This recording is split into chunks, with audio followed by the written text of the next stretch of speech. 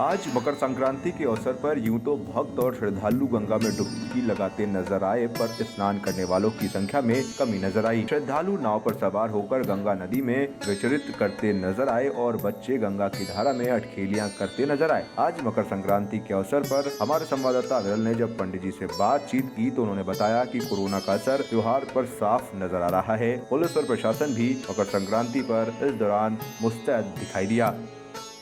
मकर संक्रांति का पावन पर्व है और हम इस वक्त खड़े हुए हैं यहाँ पर सरसैया घाट में। गंगा जी नदी के तट पर हम बीचों बीच हैं। आप देख सकते हैं कि गंगा जी चारों तरफ से यहाँ पर श्रद्धालु जो हैं गंगा में आस्था की डुबकी लगाने के लिए आए हैं, क्योंकि मकर संक्रांति का पर्व एक ऐसा पर्व होता है जब आपका जो प्रातः स्नान होता है सबसे मायने रखता है। उसके बाद में गंगा में स्नान करने के बाद में श्रद्धालु जन दान दक्षिणा करते हैं। तो हम सरसैया घाट का ये नज़ारा आपको दिखा रहे हैं कि किस तरीके से श्रद्धालुओं की भीड़ यहाँ पर उमड़ी हुई है।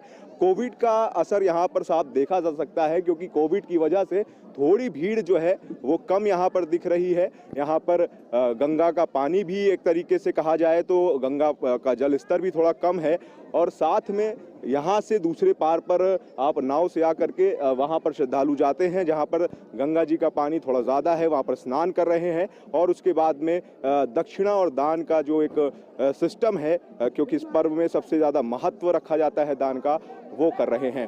तो इस वक्त हम सरसैया घाट पर खड़े हुए हैं। यहाँ पर हमारे साथ में यहाँ पर पंडित जी हैं। पंडित जी, किस तरीके का महत्व है मकर संक्रांति का? देखिए, सनातन धर्म में यहाँ तो अनेकों वो त्यौहार पड़ते हैं, मगर ये विशेष त्यौहार इसलिए है कि 6 महीने सूर्य दक्षिणायन रहते हैं, 6 महीने उत्तरायण रहते हैं। आज सूर्य अभी तक धनुराश में थे, अब मकर राशि में गए हैं। अब इसीलिए इसको मकर संक्रांति कहते हैं।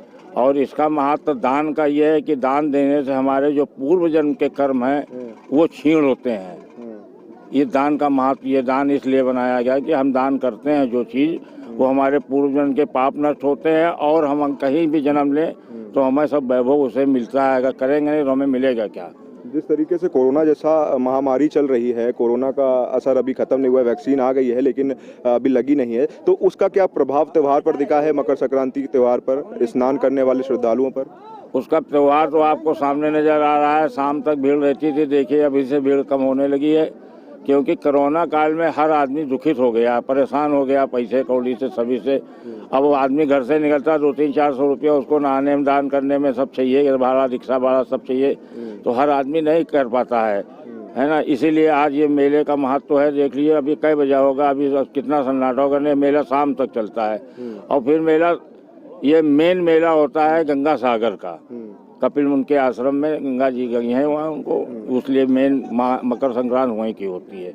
इसलिए कानपुर का आधा आदमी तो नहीं तो 4 आने तो मकर संक्रांति में चला जाता है, इसलिए कमजोर मेला होता है। तो बताना है इनका कि किस तरीके से कोविड का जो असर है वो साफ तौर पर दिख रहा है, क्योंकि कोविड की वजह से श्रद्धालुओं की जो संख्या है, स्नान करने वाले श्रद्धालु, जो मेला शाम तक चलता था, भीड़ अभी से कम होती दिख रही है। अब गंगा घाट में मैं खड़ा हुआ हूँ, पीछे आप नज़ारा देख सकते हैं। भीड़ तो यहाँ पर है लेकिन उस तरीके के श्रद्धालु नहीं दिख रहे हैं संख्या में, क्योंकि कोविड चल रहा है, सोशल डिस्टेंसिंग, मास्क लगाना अनिवार्य है और कहीं ना कहीं रोजगार भी कम हुआ है, जिसके कारण भीड़ जो है वो कम यहाँ पर घाटों पर नजर आ रही है। कैमरा पर्सन वीरेंद्र सिंह के साथ अविरल गुप्ता, न्यूज़ प्लस, कानपुर।